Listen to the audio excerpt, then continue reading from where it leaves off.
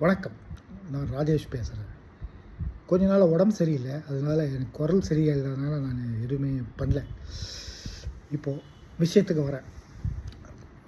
இது நம்ம wine shop கழகங்கள் அவங்கெல்லாம் போராட்டம் பண்ணுறாங்க. ஏன்னா 717 கடைகளை மூடிட்டீங்க, எங்களுக்கு வருமானம் போச்சு, எங்கள் லேபர்களுக்கு வருமானம் இல்லை, அப்படி இப்படின்னு சொல்கிறாங்க. நீ எடுத்துன்னு போகிறதுக்கும் டிரான்ஸ்போர்ட்டுக்கும் அதுக்கும் இதுக்கும் வேலை செலவாகுது அப்படின்றாங்க. நான் என்ன சொல்ல வரேன்னா,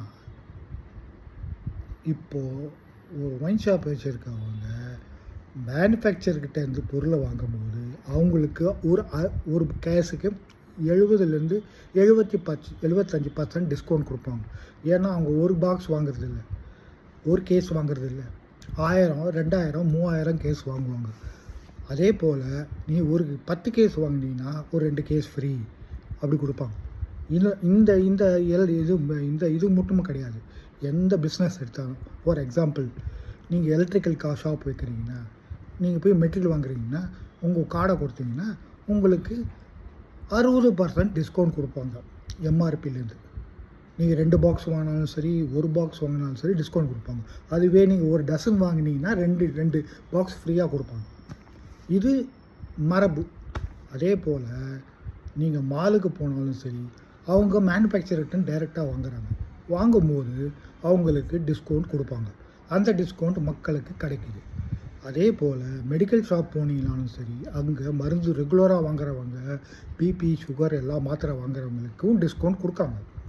இது நியாயமாக நடந்துட்டுருக்குது. அதே போல் அவங்களுக்கும் டிஸ்கவுண்ட் கிடைக்கும். அந்த டிஸ்கவுண்ட்டை நீங்கள் ஷேர் பண்ணிக்கோங்க.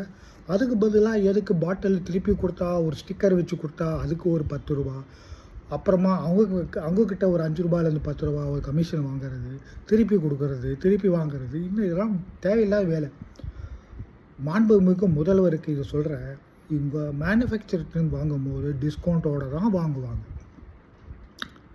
அதில் அவங்களுடைய பராமரிப்பை பார்த்துக்கணும். டிரான்ஸ்போர்ட்டோ அது இது எல்லாம் பார்த்துக்கணும். 60லேருந்து 70% டிஸ்கவுண்ட்னால் உங்களால் எல்லாம் பண்ண முடியும். அதிலிருந்து இன்னும் காசு வேணும்.